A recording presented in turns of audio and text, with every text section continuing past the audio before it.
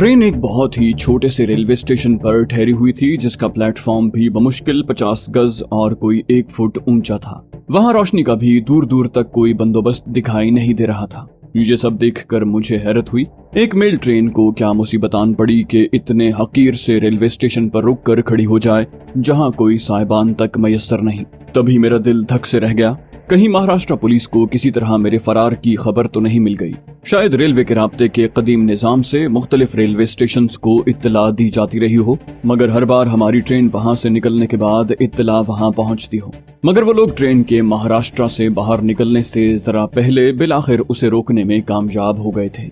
मैं अभी हिफ्ज़-ए-मा तक़द्दुम के तौर पर कुछ करने का सोच ही रहा था कि बोगी की राहदारी में भारी कदमों की आवाज गूंजी। मेरा दिल जोर से धड़का। वो बिलाशुबा सर्विस बूटों की आवाज थी, मगर मेरे दिमाग का एक गोशा मुझे समझा रहा था कि ये पुलिस वालों के कदमों की आवाज नहीं है, बल्कि ये फौजी हैं। कैबिन का एक ही दरवाजा था जो राहदारी में खुलता था, जबकि दोनों खिड़कियों पर बाहर से जंगला लगा हुआ था। फरार का कोई रास्ता न पाकर मैंने अपना बरेटा निकालने के बारे में सोचा, मगर मुझे देर हो चुकी थी। मैं संभल कर बैठा ही था कि 2 दराज कद हट्टे कट्टे फौजी जवान लगभग बैक वक्त कैबिन के दरवाजे पर नमूदार हुए। वो मुकम्मल यूनिफॉर्म और राइफलों से लैस थे। ये अलग बात है कि उनके हथियार ताहाल उनके शानों पर ही थे। इस अचानक उफ्ताद पर मेरी तरह अंकित भी बौखला गया। उसने हकलाते हुए उन दोनों फौजियों से पूछा, सब कुशल तो?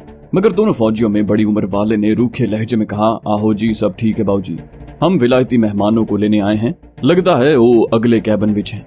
उसने ना चाहते हुए भी राज खोल दिया था कि वो गालिबन मोनासिक है। उसकी बात का मतलब मुझे पूरी तरह तो समझ नहीं आया, अलबत्ता इत्मीनान जरूर हुआ कि वो दोनों मेरी गर्दन पकड़ने नहीं आए। अलबत्ता मैंने देखा कि उनके अल्फाज सुनकर अंकित यकदम बेफिक्र दिखाई दिया। उसने तायद में गर्दन हिलाई। चंद ही सानियों में वो दोनों कैबिन का दरवाजा छोड़कर आगे बढ़ गए। उसके साथ ही अंकित भी अपनी जगह से उठा और कैबिन के दरवाजे में जा खड़ा हुआ। वो अब कतन दहशतजदा या तनाव में मुब्तला दिखाई नहीं दे रहा था। तभी मेरे कानों ने अगले किसी कैबिन के दरवाजा खुलने की आवाज सुनी। चंद ही लम्हों के बाद हमसे बात करने वाले मोने सिख की पुरजोश आवाज सुनाई दी। वो देसी लहजे में लिसानी कवायद से आरी अंग्रेजी में कह रहा था, वेलकम सर जी, वेलकम मैडम। मैं हवालदार बलबीर चिट्ठा ऑफ 33वीं स्पेशल डेजर्ट बटालियन आपका खैर मकदम करता हूँ। उम्मीद है आपका सफर अच्छा कटा होगा। उसके साथ ही मैंने एक कदरे भारी सी निस्वानी आवाज सुनी। वो अंग्रेजी में बात कर रही थी, मगर उसका तलफ्फुज और अल्फाज का इंतखाब उसे बरतानवी की बजाय अमरीकी बता रहा था। वो इस्तकबाल पर हवालदार का शुक्रिया अदा करते हुए रस्मी बातें कर रही थी। उसकी बात मुकम्मल होते ही हवालदार ने कहा, आपकी जर्रा नवाजी है मैडम, तशरीफ ले चलिए, गाड़ियां आपका इंतजार कर रही हैं। उस जमाने में इंडियन रेलवे की दर्जा अव्वल की बोगियों में कैबिन की यही तरतीब हुआ करती थी। पहले 2-2 बर्थों वाले 2 कैबिन, उसके बाद एक 4 बर्थों और फिर 6 बर्थों वाला एक कैबिन। अमरीकियों की टोली 6 बर्थों वाले कैबिन में सफर कर रही थी। इस दौरान में मेरा जहन ये गुत्थी सुलझाने में लग गया था कि इस दूर उफ्तादा लगभग बयाबान रेलवे स्टेशन पर ये अमरीकी मैडम और एक से जायद सर्ज कौन सा सलाजीत ढूंढने आए हैं। ये कोई सेहत अफजा या तारीखी मकाम भी नहीं लग रहा कि ये गोरे यहाँ की सयाहत करने आए हों। बिलफर्ज ये सयाह भी हैं तो बावर्दी फौजियों की तरफ से इतने तामझाम के साथ इनके इस्तकबाल का कौन सा जवाज है। इन सवालों के जवाब ढूंढने की प्यास ने मुझे यकलख्त मुस्तरब कर दिया। बेसाख्ता दिल चाहा कि सूरत हाल का बचश में खुद जायजा लेने के लिए अंकित को एक तरफ हटाकर खुद दरवाजे में खड़ा हो जाऊं। मेरी ख्वाहिश जाने कैसे उसके दिमाग में घर कर गई। वो दरवाजे से बाहर निकला और राहदारी में आगे बढ़ने लगा। शायद अमरीकियों को करीब से देखना चाहता था। तभी मेरी तवज्जो बोगी में चढ़ाने वाले मजीद 5 फौजियों पर पड़ी। वो भी असलहे से लैस थे, मगर वो मुझे नजरअंदाज करके सीधे गोरों वाले कैबिन की तरफ बढ़ गए। फिर वो तमाम फौजी उस कैबिन में चूड़ियों की शक्ल में दाखिल होने लगे और वहां से जदीद तर्ज के कई बड़े बड़े सूटकेस और बैग वगैरह उठाए बाहर निकलने लगे। हकीकत ये है कि उन सूटकेसों की जिसामत देखकर मुझे हैरत हुई। मेरे लिए समझना मजीद आसान हो गया है कि ये गोरे सयाह नहीं हैं, बल्कि तवील क़याम के इरादे से इस इलाके में आए हैं। सयाह तो उतना ही सामान्य सफर साथ रखते हैं जिसे आसानी से उठाकर मुख्तलिफ मंजिलों का सफर किया जा सके। सामान ले जाने वाले फौजियों को खासे नीचे प्लेटफॉर्म पर सामान मुंतकिल करने में खासी मुशक्कत करना पड़ रही थी। इस दौरान गोरे भी अपना बचा कुचा सामान समेट कर कैबिन से बाहर आ गए। वो 4 थे, एक औरत और 3 मर्द। کرخت سے نقوش اور ڈھلکتے جسم والی گوری 40-45 سال کی ہوگی. 3 گورے 30 سے 50 کے بیٹے میں تھے.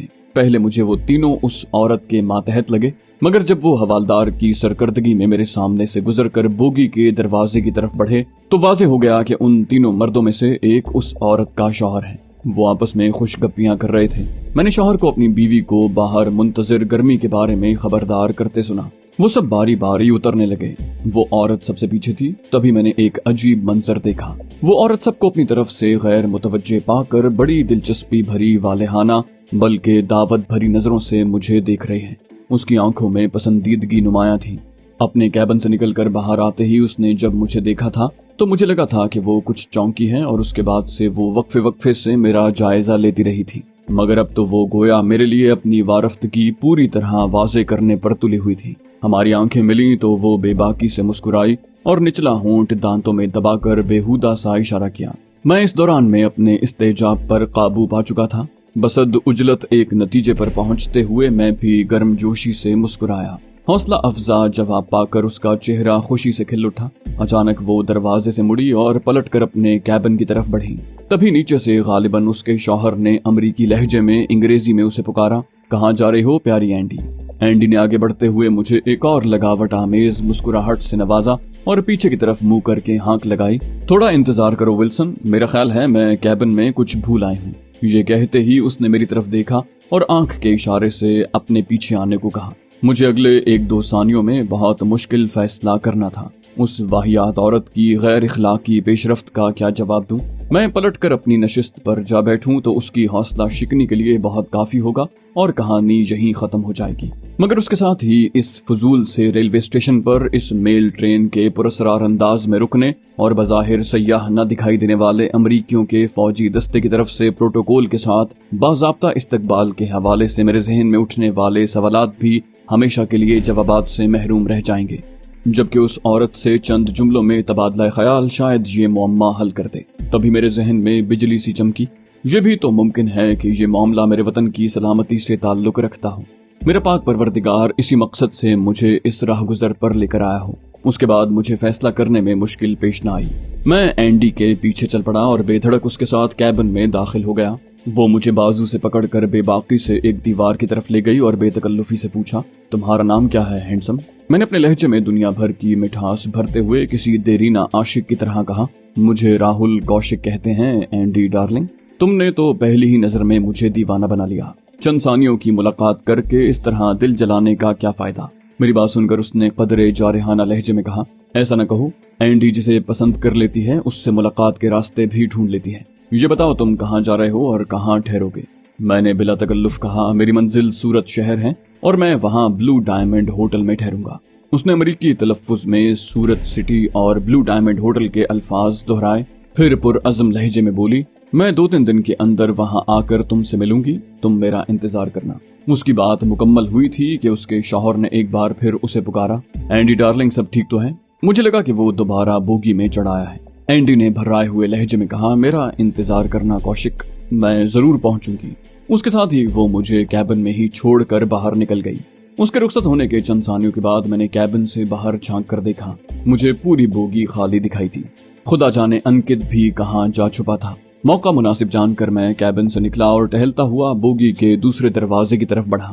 تبھی میری نظر انکت پر پڑی. وہ نیچے پلیٹ فارم پر شکاریوں جیسی چھجے دار ٹوپی، سفید بنیان نما قمیض اور موٹے کپڑے کی پینٹ میں ملبوس ایک ادھیڑ عمر شخص سے بات کر رہا تھا. مجھے یہ دیکھ کر حیرت ہوئی کہ ان کی باہمی گفتگو کے انداز میں بلا کی بے تکلفی ہے.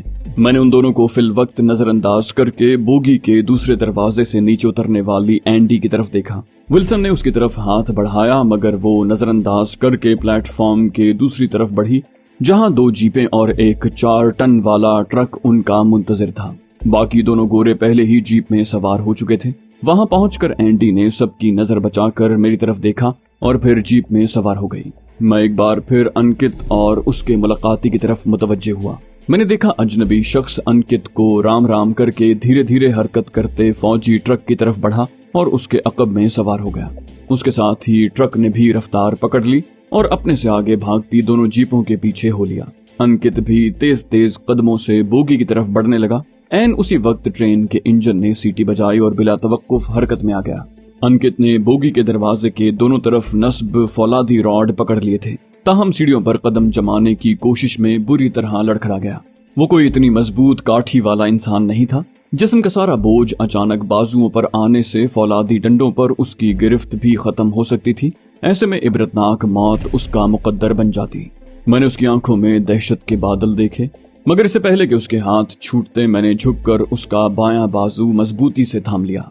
अंकित ने चंद ही लम्हों में मेरे बाजू की गिरफ्त की मजबूती का अंदाजा लगा लिया और फिर उसने अपने जिस्म का सारा बोझ चंद लम्हों के लिए मेरे बाएं बाजू पर डालकर अपने बाएं हाथ की गिरफ्त बोगी के डंडों पर मजबूत करके सीढ़ियों पर कदम जमा लिए और फिर कुछ अपने और कुछ मेरे सहारे सीढ़ियां चढ़कर बोगी के अंदर आ गया।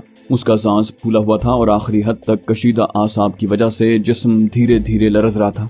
मैंने उसे शानों से थामा और धीरे धीरे चलाता हुआ कैबिन में ले आया। अंकित के हवास पूरी तरह बहाल होने में खासी देर लग गई। कदरे संभलने पर उसने हद दर्जे एहसान मंदी से शुक्रिया अदा किया, मगर मेरा जहन अभी तक बॉयसर नामी उस बयाबान से रेलवे स्टेशन पर मुशाहिदे में आने वाले पुरस्कार वाकयात में उलझा हुआ था। अंकित भी इन वाकयात के एक किरदार के रूप में सामने आया था। मैंने उसे उस अजनबी से जैसे घुल मिलकर बातें करते देखा था। उसकी रोशनी में मेरा जहन तस्लीम करने को आमादा नहीं था कि ये कोई इत्तेफाकिया मुलाकात और रस्मी सलाम दुआ वाला मामला है। मेरा दिल कह रहा था कि अंकित काफी कुछ बता सकता है, मगर मैं खुद उससे जबान खोलने की फरमाइश नहीं करना चाहता। अंकित अब खासा हशाश बशाश नजर आ रहा था। मैंने उसे मुखातिब करके शगुफ्ता लहजे में कहा, भगवान ने सहायता कर दी अंकित बाबू, वरना इस उजाड़ स्टेशन पर फरमाइशी स्टॉप तुम्हारी जान ले लेता। खुदा जाने रेलवे वालों ने ये हरकत क्यों की और गोरों की टोली और फौजियों का क्या चक्कर है। मैंने अपना अंदाज़े गुफ्तगू हर मुमकिन गैर संजीदा रखा था और यूं जाहिर किया था जैसे मुझे अपने सवाल का जवाब जानने से कोई खास दिलचस्पी नहीं। दरअसल मुझे कुछ अंदाजा था कि मैंने अंकित पर अभी कुछ ही देर पहले जो भारी एहसान किया है वो उसका बोझ कुछ हल्का करने के लिए बेताब होगा और बगैर पूछे ही उस सारे मामले के बारे में अपने पास मौजूद मालूमात उगल देगा। मेरा अंदाजा बिल्कुल दुरुस्त निकला। कुछ देर के तजब्जुब के बाद वो पुरअज़म लहजे में बोला, उस जगह का नाम बॉयसर है राहुल जी, और कुछ अरसे पहले तक ये रेलवे स्टेशन वाकई बिल्कुल बेमसरफ होता था, मगर अब ये बहुत अहमियत इख्तियार कर गया है। अभी तो सिर्फ खास सरकारी मेहमान लाने वाली ट्रेनें ही यहाँ रुकती हैं, मगर मेरा ख्याल है बहुत जल्द ये बहुत सी ट्रेनों का मुस्तकिल स्टॉप बन जाएगा और यहाँ बाकायदा प्लेटफॉर्म भी बन जाएगा। मैं गहरी दिलचस्पी से अंकित की जबान से निकलने वाला एक एक लफ्ज सुन रहा था और मेरी दिल की रफ्तार तेज हो रही थी। तहाँ मैंने उसी हल्के फुल्के लहजे में कहा, क्यों इस बेढंगी जगह को अचानक कौन से सुर्खाब के फूल लग गए हैं कि गोरों की टोलियां यहाँ आने लगी हैं और उनके लिए ये स्टेशन भी बड़ा किया जा रहा है? क्या गोलकंडा की तरह यहाँ भी हीरों की कान का पता चल गया है? ऐसी बात है तो मैं भी यहाँ मुंतकिल हो जाता।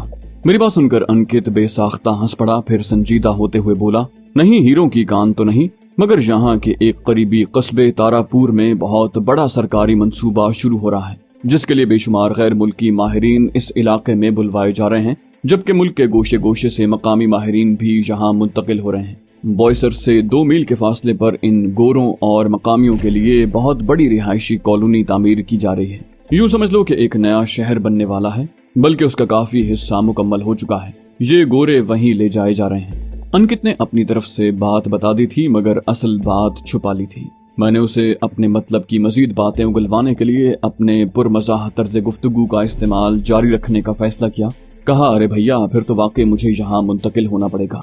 नए शहर में तो कारोबार जमाने के बहुत मौके होते हैं। मेरा ख्याल है किसी चौक पर पकोड़ों की दुकान खोल लूंगा। तुम चाहो तो इस बिजनेस में मेरे स्लीपिंग पार्टनर बन सकते हो। क्यों, मंजूर है मेरी पेशकश? ये कहकर मैंने बेफिक्रों वाला कहकहा लगाया। अंकित भी मेरे कहकहे में शरीक हो गया, मगर फिर कुछ संजीदा होते हुए बोला, तुम्हारा कारोबारी तज्जिया बहुत अच्छा है और पेशकश भी जबरदस्त है, मगर मसला सिर्फ ये है कि सख्त सिक्योरिटी की वजह से कोई गैर मुतल्लिका शख्स इस कॉलोनी में कोई दुकान वगैरह नहीं खोल सकेगा, बल्कि कोई गैर मुतल्लिका शख्स वहां का रुख करेगा तो उसे बहुत बुरे सलूक का सामना करना पड़ेगा। मैंने अपने लहजे में मसनूई खौफ भरते हुए कहा, क्यों डराते हो यार? वो शहरियों की रिहायशी आबादी है या फौजी छावनी? बल्कि फौजी छावनी के रिहायशी हिस्से में भी इतनी सख्त पाबंदियां नहीं होती। मेरी ख्वाहिश और कोशिश के ऐन मुताबिक अंकित पर शायद अब मुझे अपनी मालूमात से मरूब करने का शौक सवार होने लगा था। उसने फखर आमेज लहजे में कहा, तुमने दुरुस्त अंदाजा लगाया।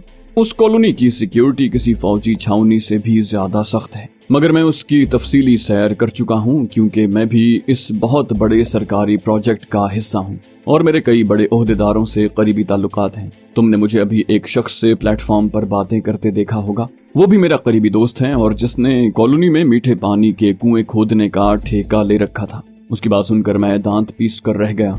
वो मालूमात बघारने पर तो तुला हुआ था मगर असल बात की तरफ नहीं आ रहा था। बिलाखिर मैंने उससे बराह रास्त पूछने का फैसला कर लिया, मगर अब भी मेरी ख्वाहिश थी कि उसे इस मामले में मेरी खुसूसी दिलचस्पी का अंदाजा न होने पाए। कुछ सोचकर मैं इस नतीजे पर पहुंचा कि उससे थोड़ा घुमा फिरा कर बात की जाए। मैंने कुछ देर के बाद उसी की फराहम करदा मालूमात की रोशनी में कहा, मेरा ख्याल है हम रियासत गुजरात में दाखिल हो चुके हैं।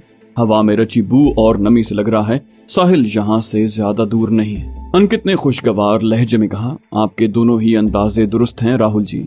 हम अभी घोलवाड़ कस्बे के पास से गुजरे हैं, उसके आधे घंटे के बाद उमरगाम आएगा, उसके बाद वलसाड़ और नौसरी होते हुए हम 3-3.5 घंटे बाद सूरत पहुंच जाएंगे।